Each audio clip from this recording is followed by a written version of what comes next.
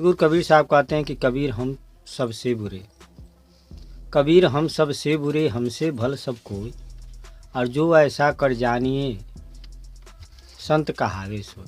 सदगुरु कबीर साहब कहते हैं कि मैं सबसे बुरा हूँ, हमसे भला सब कोई है। बूढ़ा धूधन मैं चला बुरा न मिला कोई, जो धूधा दिल अपना मुझसे बुरा न कोई। अपने आप में विचार करना चाहिए, अपनी गलती को स्वीकार करना चाहिए। भगवान राम जब वनवास के समय जाते हैं, साथ में भाई लक्ष्मण, माता सीता, सुमंत और पूरे अयोध्यावासी भगवान राम के पीछे पीछे जाते हैं। तमसा नदी के पास पहुंचते ही शाम हो जाती है। भगवान राम कहते हैं कि हम लोग यहीं विश्राम करेंगे और कल हम चलेंगे। सभी लोग वहीं पर आराम करते हैं, सो जाते हैं। जब सभी लोग, तो भगवान राम जागते हैं, लक्ष्मण, सीता, सुमंत को जगाते हैं और जाग कर रात ही 2 बजे 12 बजे रात को रहियाना चाहते हैं। जब रहियाते हैं तो हाथ जोड़कर पूरे नगरवासियों से प्रार्थना करते हैं कि हे नगरवासी अयोध्या के, आज मैं आप लोग को इस रात को सोते समय छोड़कर जा रहा हूँ। अगर न जाऊँ तो क्या करूँ, आप लोग जाने नहीं देंगे जाग जाने के बाद। लेकिन मैं आप लोगों से क्षमा प्रार्थी हूँ, क्षमा मांगता हूँ। अगर मेरे चलते आप लोग को कोई कष्ट हो तो मुझे क्षमा कीजिएगा। इसलिए इस रात को मैं निकल रहा हूँ। भगवान राम की ये विनम्रता, प्रजा से हाथ जोड़कर माफ़ी मांगते हैं। वास्तव में बड़े महापुरुषों के यही लक्षण होता है।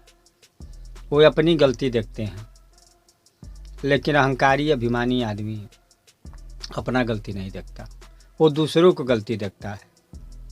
रावण दूसरों की गलती देखता था, कंस ने दूसरे का गलती देखा, दुर्योधन सिर्फ दूसरों को देखा। रहे देखते दोष पड़ाए, अपने अवगुण नजर में आए। दुनिया ने जब दोष गिनाया, सुन सुन हुए पसीना हम। सीखा हमने सब कुछ यारो, सीख न पाए जीना। दूसरे को दोष गिनाना आसान होता है, लेकिन अपने दोषों को देखना कठिन होता है। आज कोई जब हमारा दोष कह देता है मुंह पर, तो हमारी पूरी अंग जो होती है वो फरक जाती है, आंखें लाल हो जाती है, टेम्परेचर, ब्लड प्रेशर सभी बढ़ जाता है, सहने की शक्ति भी नहीं रह जाती। लेकिन बड़े महापुरुष सपने में दोष देखते थे। वास्तव में जिनके अंदर पछताप आ गया, जिन्होंने समझा कि मैंने गलती किया है, उनका सुधार हुआ, उनका कल्याण हुआ। मुंशी प्रेमचंद की कथा आती है, जिसमें वो राजा की लड़की अपने सभा में बैठ सभी लोगों को चैलेंज करती है कि जो सबसे अमूल्य चीज़ ला देगा उससे मैं अपना पूरा राजपाट दे दूंगा और उसे शादी कर लूँगी। सभी लोग अमूल्य चीज़ खोजने को निकलते हैं, कोई नहीं लाता है, लेकिन एक भेड़िहार जो रहता है वो आता है। सर्वप्रथम एक सती की राख लाता है। वो राजकुमारी कहती है अमूल्य चीज़ तो है, लेकिन इससे भी अमूल्य चीज़ लाओ। दोबारा जाता है तो एक फौजी का खून लेकर आता है। राजकुमारी कहती है चीज़ अमूल्य तो है, लेकिन इससे भी बड़ा अमूल्य आओ। जब तीसरा बार जाता है तो देखता है कि एक राज में एक बहुत बड़ा बदमाश, जिस पर हजारों का इनाम रखा था, जिसकी राजा का सिपाही दिन रात खोज रही थी, और वो गिरफ्तार हो गया था। राजा ने उसे फांसी की सजा दिया और ये आदेश था कि इस अपराधी को पूरे नगर को घुमाते हुए, ताकि जो नहीं देखा है वो देख ले कि इस व्यक्ति का क्या हाल होता है। नगर को घुमाते हुए ले जाकर इसे फांसी देना है। जब राजा के सिपाही उसे नगर में घुमाते हुए ले जाते हैं तो पूरे नगर के लोग लाइन से सड़क के किनारे खड़ा होकर देखते हैं। इस अपराधी की नज़र एक बालक पर जाता है और उस बालक को जाकर उससे शरीर को सहलाते हुए, उसके गाल को चूमते हुए, और आंखों से आंसू गिर रहा है पछताप का, और उस लड़का से क्या कहता है ये अपराधी, ये बहुत महत्वपूर्ण बात होती है। उस लड़के से कहता है कि देखो बेटा, जीवन में रूखा सूखा खा लेना, भूखे रह जाना, बिछौना न मिले तो ज़मीन पर सो लेना, अगर खाने को न मिले तो उपवास भी कर लेना, भले लाख दुख उठा लेना, लेकिन बेटा कभी अपराध की दुनिया में पैर मत रखना, क्योंकि ये अपराध की दुनिया वो दलदल है कि आदमी अगर एक बार फंस जाता तो फिर निकलता नहीं है। आज मुझे अनुभव हुआ कि मौत क्या चीज़ होती है।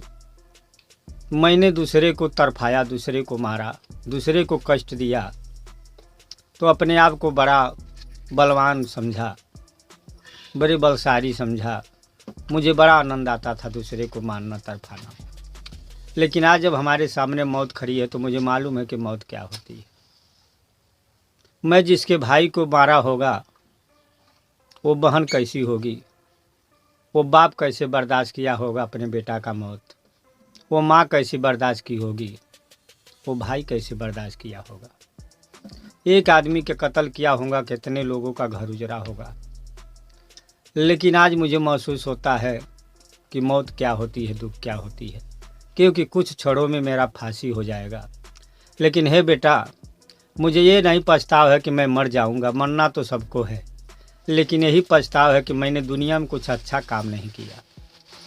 आज इस दुनिया से जा रहा हूँ एक अपराधी बनकर, और इस जीवन को पाकर अगर मैं अच्छा काम किया होता तो आज हमारे साथ भी कोई रोने वाला होता, लेकिन कोई नहीं है।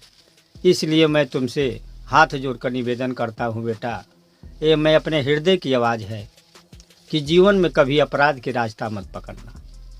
यही कहते कहते उसकी आंखों से आंसू गिरने लगा और फपक फपक कर वो अपराधी रोने लगा। वो भेड़ियार उस अपराधी के जो आंसू गिरे थे पछताप का, जो अपने गलती को उन्होंने अनुभव किया था, जो स्वीकार किया कि मैंने जीवन में बहुत बड़ा गलती किया, मैं भी साधु संतों की तरह और लोगों की तरह अगर शुद्ध जीवन बिताया होता तो मुझे खुशी होता। उसी आस को लेकर भेड़ियार जब रानी के दरबार में पहुंचा और वो बताया सारी कहानी, तब रानी ने कहा कि ये सबसे बड़ा अमूल्य चीज़ है। वास्तव में जिसके अंदर पछताप आ जाए,